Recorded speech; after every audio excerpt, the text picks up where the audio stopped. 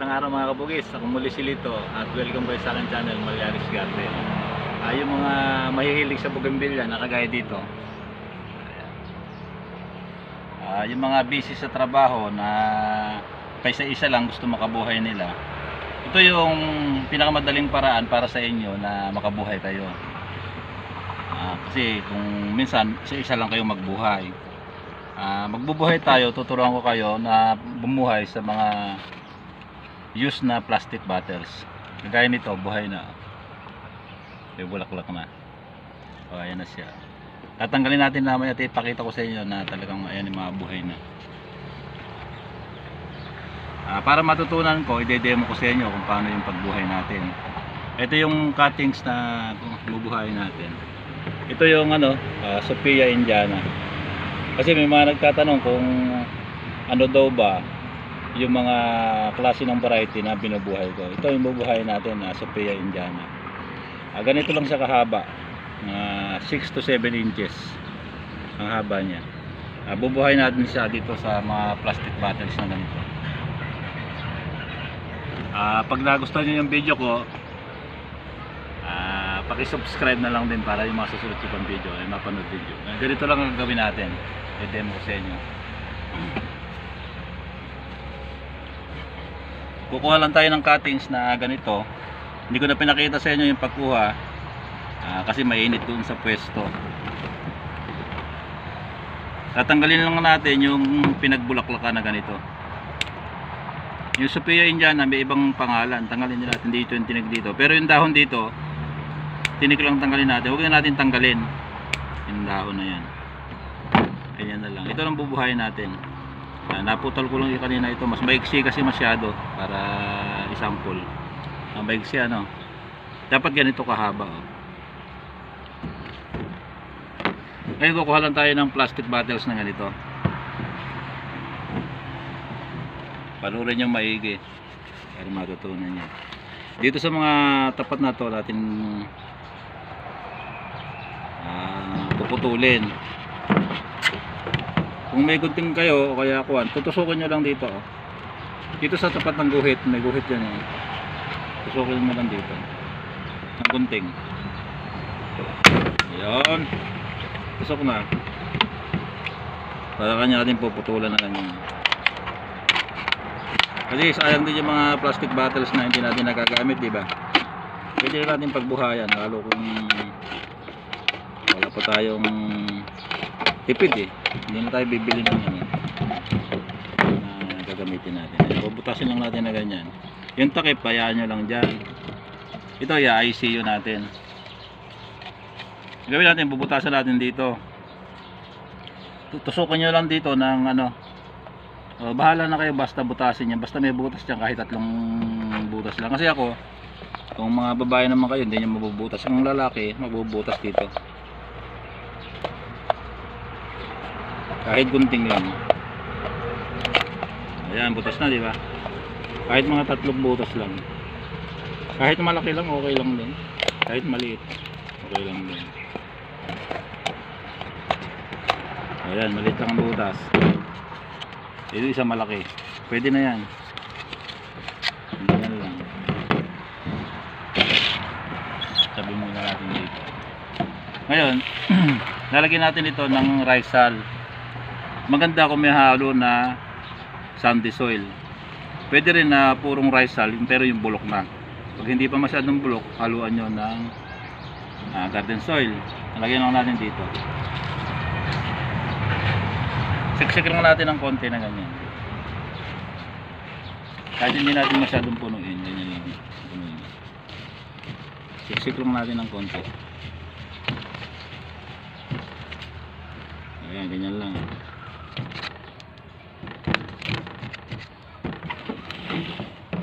Ngayon kung may anaa kayo, pwede nyo gamitan ng anaa. Kung wala naman, pwede rin. Mas maraming mabubuhay kung may gamit tayo na anaa. Kasi ito yung magpapasariwa ka sa kanya at mabilis siyang magugat. Pero pwede rin na wala. Ganito lang gagawin. Kukuha lang kayo ng konti na tubig na ganyan. Kasi isa lang naman bubuhayin natin. Konti lang yan. Oh. Lalagyan nyo lang ng konti na ana.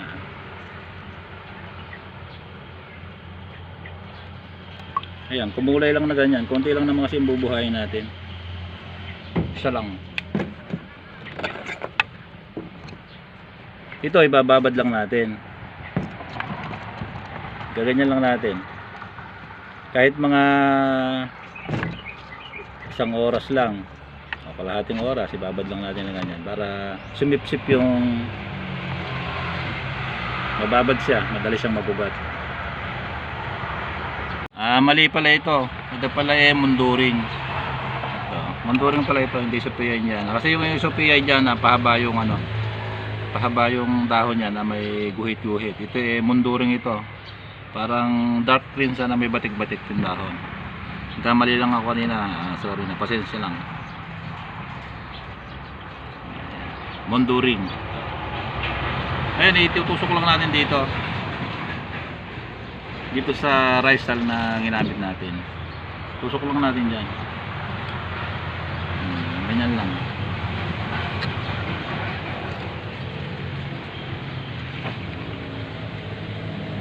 Tanggalin natin itong malaking dahon na to. Tira natin yung maliliit.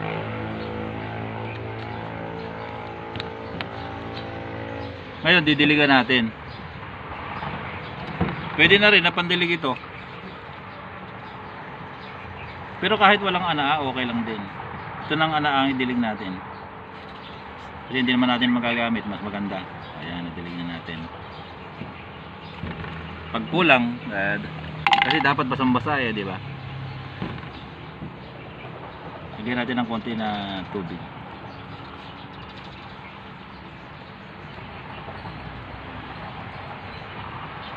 Ayan, tumulo na. Hihintayin nyo lang na yan.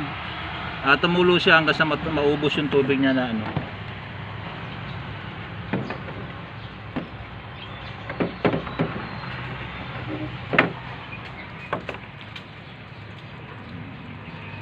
Kasi may butas naman yan. Mauubos din yan. Teka, lilinisan ko lang.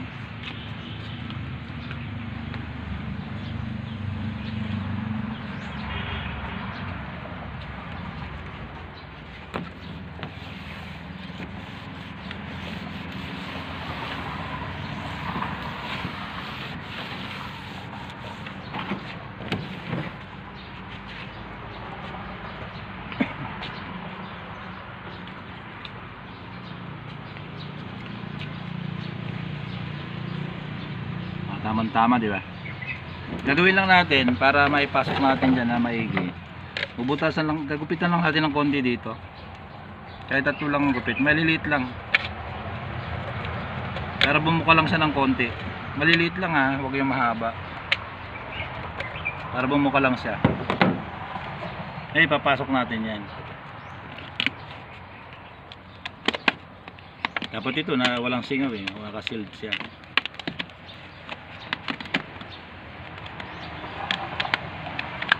Ayan, pumasok na, di ba? Ayan. Wala nang singaw yan. Ganyan lang. Ngayon, pagka dating ng 15 days yan, hanggang 20 days. Kasi mapapansin nyo naman mag-uugat dito. Mapapansin nyo yan kasi kahit na busy kayo sa trabaho, dadanin nyo lang, titingnan nyo lang pag may nakita nyo kayo ng ugat dyan. Buhay na yan. Gaya dito. Ito makikita nyo may lalabas na ugat na ganyan doon sa butas niya. Ito, ugat ito. Ugat.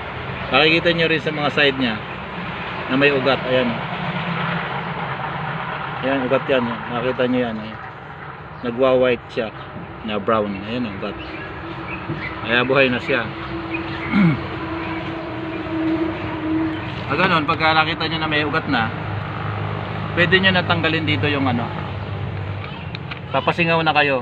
Basta may ugat na siya, papasingawan nyo dito. Tanggalin nyo ito, takip.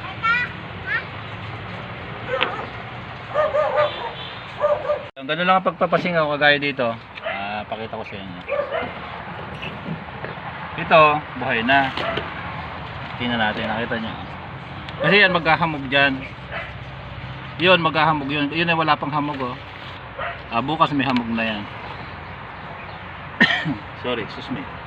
Ito, napasingawan na rin ng konti ito. Nilagay ko na lang ito. Pagka inangat na natin ito, dahan-dahan lang natin angatin na ganyan. Kaya ilalagay muna natin na ganyan. Kaya nyo may singaw na konti. Huwag nyo munang tatanggalin na todo-todo kasi mabibigla yung dahon. Mabibigla. Mga ilang araw sa kanya lang tanggalin. Ganyan, buhay na siya, ganyan. Ayan, buhay na yun. Pagka nagtagal-tagal na, magiging ganito na siya. Ito, namulaklak na nga dito, hindi ko agad na ilipat. Pwede natin ilipat sa pat ito. Kasi ito, mahirap ngayon tanggalin. Dati na niya, hawakan ko man dito, hindi na malalaglag. Kasi talagang buhay na ito. Gagawin lang natin pag tanggal dito. Tingnan natin. Mahirap kasing tanggalin dito eh. Gugupitin lang natin dito.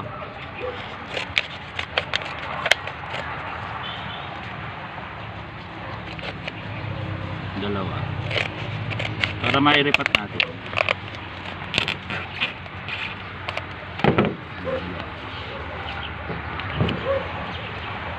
Pero nakagamit tayo ng plastic bottles na yung mga pinagtuko na natin. Matigas pala dito sa ilalim. Tigas. Sumurin na natin. Durog na. Teka. Yung kapakit ng ugat. Ganito. Nawasan natin dito. So, asan din natin dito.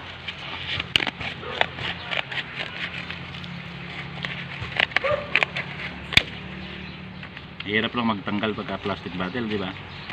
Eh dapat ano. Tuyo na kasi yung lupa. Ayan. Kukuha na natin. No, ayan na. Ay, yung mga ugat niya. Ito ah.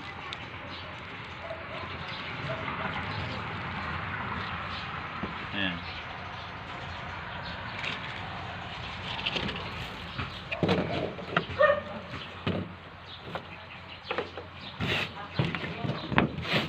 Gugupitan lang.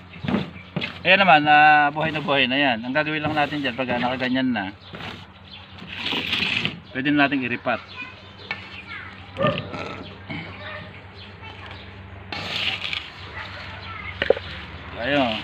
Pasensya kayo, medyo nalililiman, may init. Tutok mo dito. Lalagay lang natin dito. Ganyan lang. Ito, namulaklak na dun eh, hindi ko natanggal eh. Nasentro ba?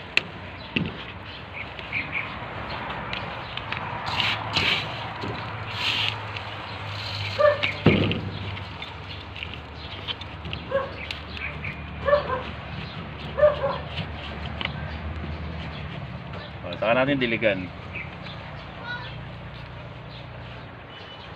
Diligan lang natin na ganyan. O ganun lang, makakabuhay na kayo ng mga bougainvillea. Ito, namamulaklak na nga yan. Namali lang ako kanina, sabi ko yan Sophia Indiana, pero Mondoring pala. Mondoring. Ayan.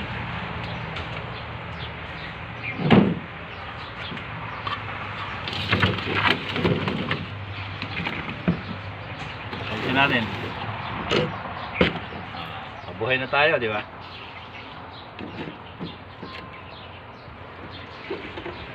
Yung 15 days hanggang 20 days mag-uugat na. Pag nakita nyo na may ugat, unti-unti na ninyong papasingawan hanggang sa tanggalin ninyo. Yon, pwede na. Mga ilang araw pwede ninyo painit. Ito, namulaklak na, sanay na sa init ito. Nagkakaroon na kayong mga bougainvillea na ganito kagaganda. Diba?